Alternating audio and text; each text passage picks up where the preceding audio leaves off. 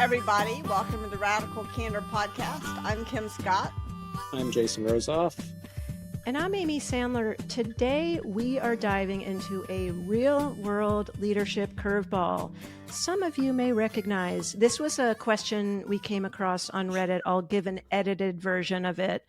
So this person writes, I recently accepted what I thought was a senior manager role at a large company I previously worked for, only to find out mid-interview it was actually a director-level position.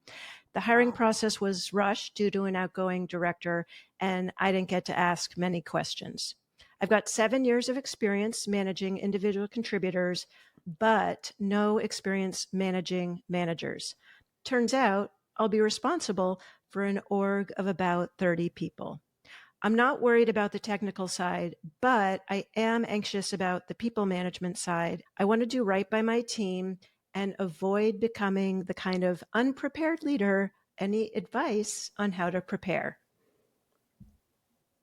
So, all kinds of advice. I think that at the core of being a manager, you do the same things, whether you are a brand new manager or the CEO of a 500,000 person company.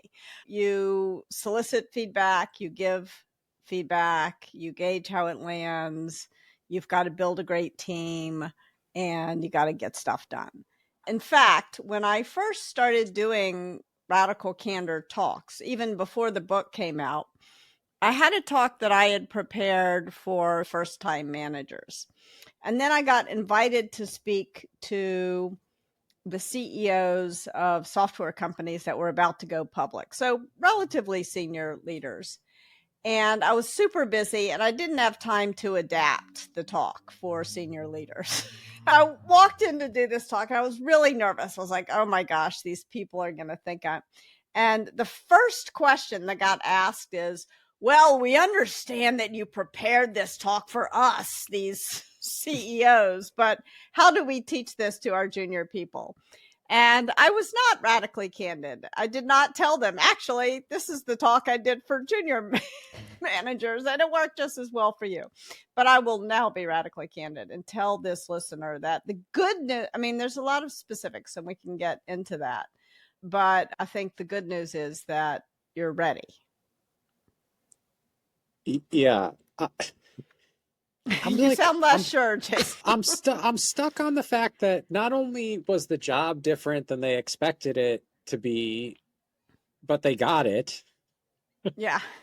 Like that. Portend for some other potential roadblocks down the road. I think what's on my mind, this might be an organization where clear communication and expectations is not their strong suit. I think that's the case. I do think that in addition to what you said, I actually think what you said is the most important thing, which is the fundamental activities are the same. I think that what I've noticed as I've had to adjust my leadership to people at different levels is that at each transition from individual contributor to manager, from manager to senior manager to sort of director, manager of managers, there are new bad habits that you have to break. Well, old habits that you had that actually probably contributed to your success that you have to now break. What got you effective. to the next Yes. level? I think it's probably useful to talk about at least some of those, because I think one of the mistakes that I made when I first became a manager of managers was essentially thinking I had to solve management problems on my team myself, because I had to do that when I was a frontline manager managing individual contributors. Right. Essentially, what I did not realize was how to make a team of the managers that reported to me, to think of my team as two teams. One was the team of managers that were reporting to me, and the other one was the full team, like all the people who reported into all of those managers. Yeah. I do think that does not every organization operates that way, so maybe this isn't totally appropriate for what they're doing, but I do think that made it the mindset shift from management problems are my problems and work problems are my team's problems, that to management problems are my manager team's problems. Like we work Yeah. on So those now together. your job is not to solve management problems. Your job is to help the people who work for you become better managers. That's right. You're more of a teacher or coach than solver of management problems. Yeah. So like the same way that a good manager is trying to be a multiplier for their team's ability to get their work done by removing obstacles and making sure they have the resources available to them, you're just applying that same set of skills to sometimes the same problems, but to a new set of problems as well. Yeah. I think I'm going to get super tactical about how to do that for a moment. I think one of the best ways to do that is, and this is something that is different between managing managers and managing individual contributors, is that what you want to do is you want to create these speak truth to power meetings. And we've talked about this before, but this is something that managers really need to do, because you want to know what's happening in your organization a few levels deep. And you want to create a culture of radical candor where people are speaking truth to power, where people are offering each of your direct reports criticism. So what you want to do is you want to say at first, maybe twice a year, instead of your one-on-one with each of your direct reports, you want to have a group meeting with all their direct reports without them in the room. And this feels very awkward. It feels like it's a violation of challenge directly. You're asking your people's direct reports to tell you how they could be a better boss. First of all, you want to explain it to each of your direct reports that you're going to do this, and you want them to explain it to their team so it doesn't feel like some kind of punishment. And then when you sit down in the room with all of the direct reports of one of your direct reports, you want to say, look, the reason why we're doing this is because we're having to fight against the gravitational pull of hierarchy to silence us. And so it's my job to help Jane become a better manager. So I want you all to tell me what Jane could do or stop doing that would make her a better boss. And then I'm going to help Jane respond to the feedback. So that's kind of the idea of the skip level meeting. And we've done this on our team. Jason did it for me. I did it for Jason because we're co-founders. Yeah, Kim, I was actually thinking of that when you were sharing the advice, and while you were getting practical, and we can certainly use our example, but I was thinking for the letter writer or the email or the post writer on Reddit, how long in their sort of new tenure as director, what are the things that they maybe should have done before the Speak Truth to Power meeting? Are you suggesting that's actually like the first thing out the gate? Like, is there some sort of sequencing to build trust that they need to do? Yeah, it's a great question. First thing out of the gate, for sure. That was my gut, but I wanted to make sure we were on the same page. Yeah. And the reason I was actually thinking of our own experience was that we did this, and I've lost control of the years, but I think it was just last summer. Is that right? 2024. Mm-hmm. So obviously there was a lot of institutional knowledge and trust and care that was built up when you started this, and it was still kind of uncomfortable, right? Like it was like, well, do they like, I've already said this stuff to you. Do I now need to say this in front of everyone else? And is it going to sound weird? Because now I'm like complaining about Kim to Jason and vice versa. So even with all this sort of trust and care, it still felt slightly like we had to have some courage in those conversations. Yeah. And we're a tiny little team. Yeah. Yeah. In some ways, it's easier when the team is bigger to do this than it is when it's really small.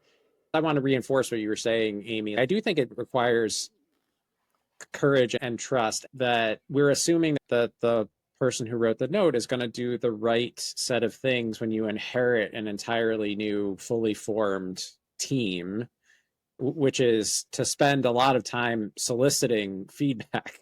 Yes, from your direct reports before you do the Speak Truth to Power meetings.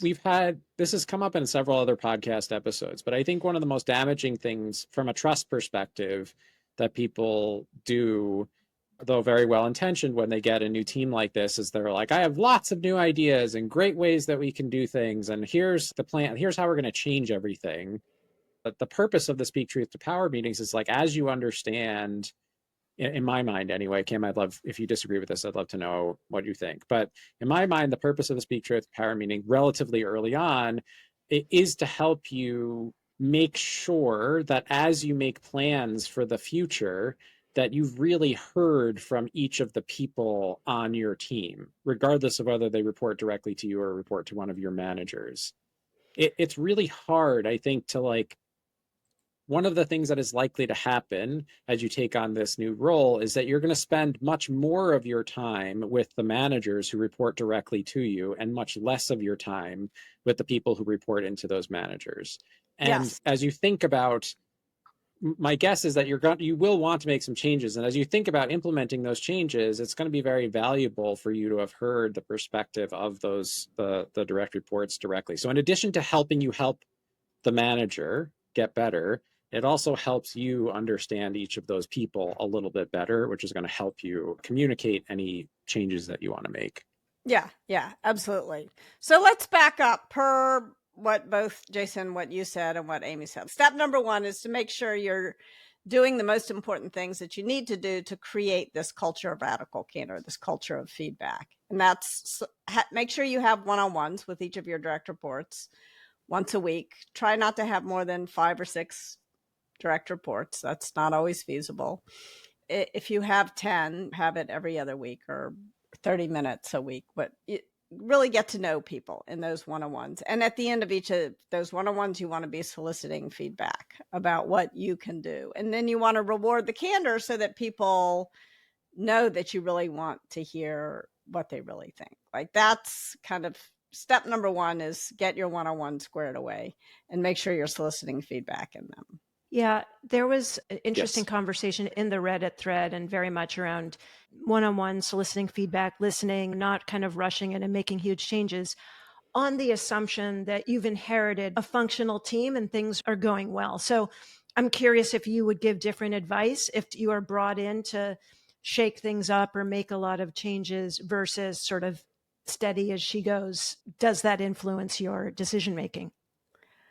I think even if you inherit a dysfunctional team, if you go in and start making a bunch of changes before you understand the reasons for the dysfunction, you're likely to do more harm than good. I think you really need to spend at least the first month, if you can afford to spend the first 3 months getting to know people, understanding what's happening, what's going well, what's going badly, what people would like to change, what people would like to do more of, what people would like to do less of, really seeking to understand.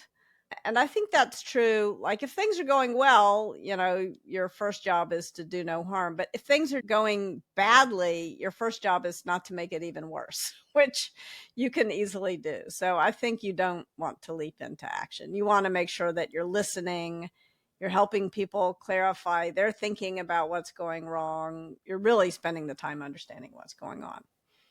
What do you do if that's how you want to proceed, but you're getting a lot of pushback from your boss or whoever hired you, and I need to see results, and why are you just listening?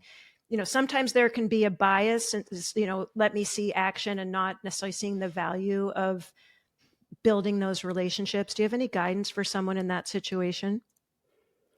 I mean, what I would be inclined to say is, if you want me to get things done quickly, you need to let me get things done the right way. Leaping into action is just going to slow me down. You want to make sure when you're inheriting a new team that you're getting the foundation right. You don't want to build a skyscraper on a shaky foundation. Yeah, I think I would add to that, what is more important, that the team is very quickly, because sometimes there might be a reason to jump into action. But my question is, what's more important, that the team does this thing this week, or that 3 months from now, the team is delivering exceptional results week over week? And I think most of the time people are willing to say, no, the most important thing is that you set the team up to deliver exceptional results continuously. I think that's exactly right. I think that the exception to leaping into action is if you see one person really being abusive towards another person, you don't want to just watch that for 3 months. Yes. But did either of you ever get into a situation where you were plopped into a new role and you did have to jump in pretty quickly? I was put in that situation, but failed to jump in as quickly as I should have. What was happening? This was a situation where these were a team of technical people, but not software engineers. They worked on complex machines. And there was a particular person who was pretty much just like a bully. I was still quite young. I was in my late 20s. And I was looking at this situation and I was trying to figure out how to approach this person because at first I couldn't tell. They seemed to have good humor about it. You know what I'm saying? Like, it wasn't like the team was like performing poorly or everyone was like, unhappy all the time. But like, it took me quite a while, I would say probably 2 months to notice like the subtle winces of like when the person was like behaving in this way. And so some of the good natured like banter was more self-defense than it was like a coping mechanism more than it was like genuine humor. And people didn't want, like, I was soliciting feedback, I was soliciting input from people, but people don't necessarily want to tell on their bully. Because that's dangerous.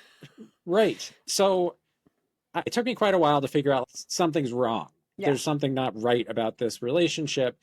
And I did start to address it. Part of it was the bully not being entirely aware of the effect he was having, because one of the things about being a bully is that you're not looking for the subtle winces. He thought he was funny. He thought these jokes were really landing. I do feel like I was much more sensitive to that later. And having had that experience, I became much more sensitive to it later in my career when I was put into teams to like watch for those subtle dynamics between people, like the jokes that weren't really landing and things like that. But at that moment, I really did feel, and as I started to address it, I even got some pushback from the people who were the victims of the bullying, because they were basically telling me, if you mess with this guy, he's going to make our lives worse. He's not going to appreciate it. He's going to think that they didn't say it exactly that way, but they were like, look, leave well enough. Things are fine. Leave well enough alone was sort of like the feedback that I was getting. I was like, no, it doesn't have to be this way. And it took me quite a long time to actually resolve that situation. Part of it was changing the team. Two of the people couldn't work together. It just was not going to work. And so I had to separate them. Jason, I think this is such a good example. Was this an in-person team or was in this person? It wasn't I'm physical just wondering, intimidation. It was like verbal bullying. How would you guide someone now trying to pick up on those things? One of the things we talk a lot about is to try as the manager to put yourself kind of in the room to see what's happening. But how do you recommend, whether it's Slack or in Zoom, how can managers now, managers of managers especially, try to pick up on those things if the people that it's impacting don't feel safe to share with you? I think I've become much more conscious of and sensitive to the way things are communicated, especially in writing. And I've been much more comfortable going to people and saying, do you realize how that might have come across? I don't think you intended it this way, but this is how it came across. Since I'm more attuned to it and I'm looking not necessarily for everything to be sunshine and rainbows, but to be respectful, the communication should always feel respectful. I feel like my sensitivity has increased. Even if I don't feel offended, I am more sensitive to how things are communicated. And it's not to say that I don't make mistakes. Like, I will screw this up also. But that's one thing that I've done is over time, I've become more sensitized to how communication might be misinterpreted. And I think that if you're reading something as a boss and you're like, this could be interpreted in a negative way, it's almost always useful to say, I read it in your voice and I know you didn't mean it this way, but this person may not have read it with your intention. Yeah. I think, in terms of moving fast, moving slow, when you come in as a manager of managers, you want to make sure that you're not changing, like you're not doing a reorg right off the bat, that you're not changing the way that people do the work. Usually my mistake is to move too fast. The times when the mistake I've made have been to move too slow is when I noticed one of my direct reports doing something that was not in service of their team, and they didn't even realize it. So, for example, one time I had inherited a team, and one of my direct reports wanted me to attend his OKR meeting, the objective and key results, the goal setting meeting. And he sat there and he told his team what their goals were. And you could tell that they were not bought in, that the team had not participated. You know, the boss was telling people what to do doesn't work. And this boss was trying to tell his people what to do. And when he picked up on the fact that, and he started getting more enthusiastic and like practically yelling, like, this is such a great goal. And it was not working. I pulled him aside after the meeting. I think you need to let your team set their own goals. You're not the author, you're the editor of the goals. He didn't agree, and I should have pushed him harder, faster. I was 100% sure I was right. And I just didn't argue with him as much as I should have in retrospect. Yeah, if you see someone dropping a brick on their toe over and over Yeah. again, don't wait 3 months Yes. to get them some steel-toed shoes or take the brick away and replace it with a yoga block. Yeah, exactly. There was another time when I had just hired Russ Laraway, who, if you are a podcast listener, you've heard Russ. And he referred to the women on his team as girl. He had just come out of the military and wasn't used to working with a bunch of women. I felt kind of awkward saying something to him. And I kept telling him, I mean, this is the lie that we tell ourselves. And I was saying, I'm going to wait to get to know Russ better. And then I'm going to tell him not to. And then he went in to meet with my boss, who was Sheryl Sandberg. And he sat down and he said something about the girls on his team. And let me tell you, Sheryl did not hold back. He came into my office later, and there were two other people in my office who had worked with me previously, whom I had said, don't refer to women. Russ came in kind of pale. He was like, why didn't you tell me? It was one of those moments. And these other guys, Hal and Jared, kind of were sitting there. And I was like, you all can thank me now. You know, what I should have done is apologize to Russ. I did not do my job as your manager to give you a heads up that this is a problem. Instead, I tried to make a joke of it. And I was like, you all can thank me now. And Russ sort of said, why didn't you tell me? You know, it was your job. And so it was like one of those moments where not only had I been unfair to Russ, I'd been unfair to his team. The women on his team did not appreciate being referred to as girls. You know, I hadn't done my job. It's like hard to know when you should wait and listen and when you need to leap into action.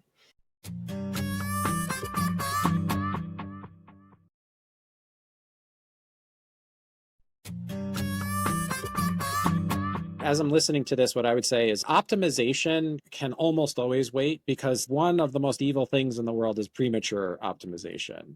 So what do you mean by optimization? Optimization is like, I think a lot of the ideas like that changing workflows that a new manager gets is like, this thing isn't totally broken, but we could be way better. We could go so much faster if we did this other thing.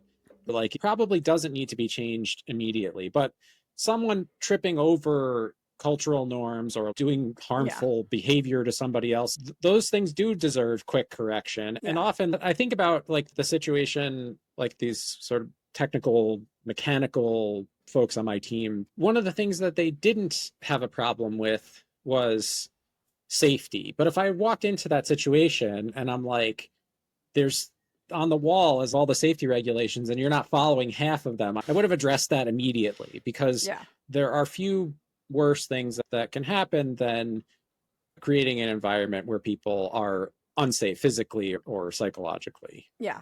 Kim, your story is, I think, on the one hand, one of the things I love about you is that you always kind of take responsibility and look at how you could have done something better. And as I hear that story, there's also, you're holding a few different identities there. Like and you've said this, like, I'm the man, but I'm not the man. Like, you were the boss, but you are now, there was sort of the additional emotional labor of having to advocate for something that's your own identity. And I'm just, I don't know the identity of the person writing this in, but as a new director, I might not feel as confident. I might feel like there's certain things that are going to be hard for me to say or to do, or I don't have as much experience of always having to be the one to advocate for it. So I did just want to name that it can be a bit harder if you're in that role. And Jason, you were a younger manager. Like there's people in these roles that are having to learn, and sometimes the examples are painful. So just naming that we're a manager, but we're still trying to figure things out as human beings as well. Yes.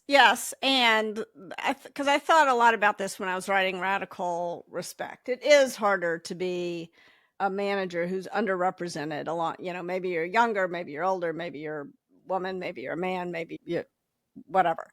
So I think the thing is that when you are the person who is experiencing some kind of disrespect, you get to choose your response. But when you are the leader, it is your job to prevent that from happening to other people, no matter what your identity is. Like when you're the leader, you better act like the leader. And so it's not that I have no compassion for myself. I was sick of having the conversation about woman or girl. Like, why do I have to have this damn conversation one more time? Well, the answer to that question is because you're this guy's director and that's your job. No matter what. I think on the one hand, I have compassion for myself. On the other hand, it was my job to do it and I failed to do the job. Yeah, and I feel very similarly about I was young, no one told me what I was supposed to be doing. Like, there are 3 months of really uncomfortable, I allowed a very uncomfortable situation to continue for 2.5 or 3 months before addressing it. I could have asked for help. I could have gone to somebody like another more experienced manager and said, I feel like this thing's going on, but I'm not 100% sure, but I didn't do that. In part because I was trying to build relationships with each of these people. I was also in the position of saying, maybe I'm misunderstanding it. Maybe I'm not totally getting it right. I don't want to piss people off right away. But I started to get uncomfortable. Instead of listening to that and taking action, I was sort of like, well, let's wait and see. And that allowed harm to continue on the team.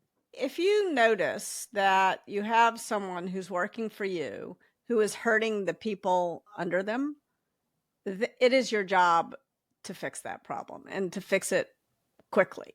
Like, not because, you're new doesn't mean that you get to watch someone who is working for you hurt the people who are working for them. Part of the reason why hierarchy exists when hierarchy is working well is that it should prevent people who have a little bit of power from abusing that power.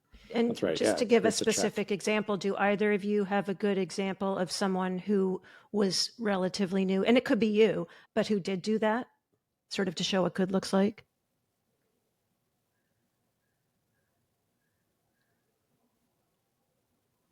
It's a great question.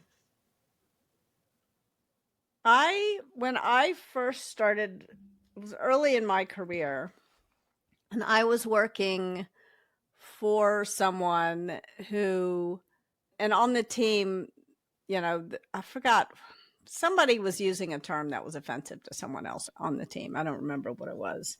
And if I did, I probably don't want to repeat it. But anyway, it was like one of those, they're too sensitive kind of moments. And my boss sat everybody down and said, everyone has a red word. There's a word that I can use with each and every one of you. And if I use that word, you're not going to hear another thing I say for the next 15 minutes. And it is easier for me to avoid using those words than it is to ask you to change a lifetime of emotion you've built up around this word. And so in order to get along reasonably, we're going to avoid each other's red words. Like, that's just what we're going to do as a team. And so I thought that was very well said. And it just took the air out of the argument that they're too sensitive. Yeah, I was thinking of not that long after I joined like second or third company in my career, I was like a product manager, kind of a product manager type of role. And the organization was like very engineering focused. Like they were solving hard technical problems. And I had basically put together a proposal that in my effort to try to be complete, I had tried to anticipate all the objections and do all this work on my own and tried to define a bunch of the solution. Similar to the situation that you were describing with the goals, I was met with a sort of stony response to this proposal. Uncomfortable. And people were nice to me about it. They're like, really interesting, blah, blah, blah. But I could tell I wasn't getting any traction. And my boss at the time pulled me aside and said, like, they're used to making these decisions. Like you're like I know you're trying to help them, but by putting the answers down on paper, but it feels to them like you're taking away one of the most interesting parts of their job. And it was really helpful, because I remember going home at the end of that week because I was so freaking proud of the stupid documents I had written. Yeah. I was so impressed with myself. And I remembered the reception and just like the feeling of like unease that you get when you're like, this did not turn out in any way like I had expected. Yeah, exactly. And it was really nice when my boss pulled me aside at the beginning of the next week and was like, let me tell you what you did wrong. Yeah. Yeah, it's a relief to know. Yeah. We wrap. One of the things I hear you saying, like, Jason, I think that's a great example. And Kim, even with this idea of like asking for help or soliciting feedback, I want to encourage this letter writer, advice seeker, if they had some kind of mentor, someone there that they actually could go to for help, or say, I have this weird feeling, I don't know quite, something is off. Jason, you had the benefit that person was radically candid with you, but how can you find some of those pockets of support, especially if you're new in a role and you feel like, oh, but they gave me this director role, they assume I should know how to do it?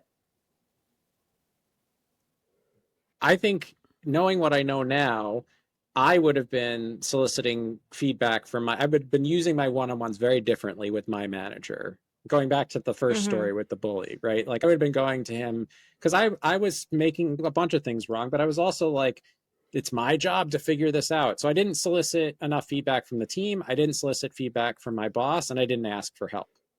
If I had done any of those things, I probably would have been sort of steered toward the right track much faster than I got there. I think also at this point, this person has the job. And so the person that when they hired this person, they knew that they hadn't been a manager before. So there's no shame. In fact, there's a good deal of strength in going to your manager and saying, I've never been a manager of managers before. Here's how I'm approaching it.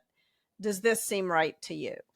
Yep. And I think going to your manager, not saying, I don't know what I'm doing, tell me how to do it. Like that's going to make your manager feel, oh my God, what have I done? So going in saying, here's my plan. Does this sound okay? What would you change about it? Is a much better approach. So then and given what I know about the situation, my prediction is that this person's manager is going to say, yeah, that seems fine. That this organization hasn't given this tons of thought, but you might learn something. So it's good. Yep. It certainly is a good idea to ask. And then as you start to develop those plans and become more certain of them, I would go to your direct reports and solicit the same feedback. Say, yes, this is what I'm thinking of doing. Like, is this approach going to work well here for you? Get the trombones as soon as you can. Yeah. I think that you have a source of truth, which is like a person, a group of people who can tell you at least how they feel about your ideas. And since they're going to directly affect them, that's pretty good data. And you can also if you want to do early skip level meetings, meet with the direct reports of your direct reports with them the first time and ask them, ask a couple of levels deep in the organization. I'm not coming in with a bunch of plans. What I want to know are, what are your expectations of me?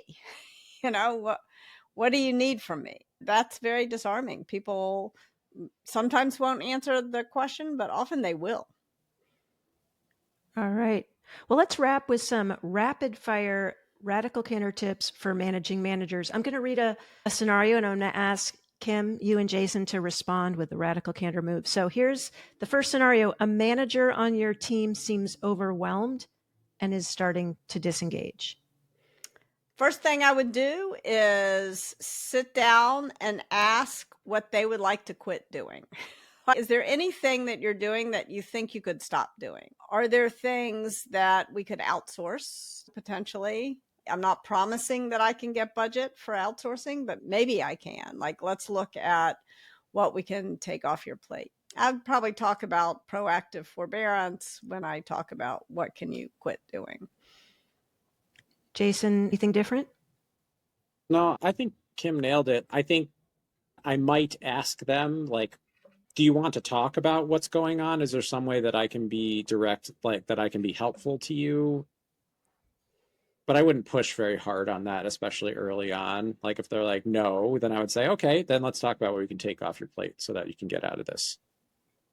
All right. Maybe there's something also that you could add to their plate. Like sometimes people are burnt out because they're bored and a new challenge. I think that we often assume like what people always want is less work, and that's not always the truth.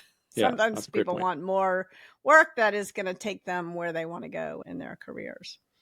I love that. I mean, I can definitely relate to that. If I've been doing something for a long time, I want to be doing new things and keep learning and growing. So I love that.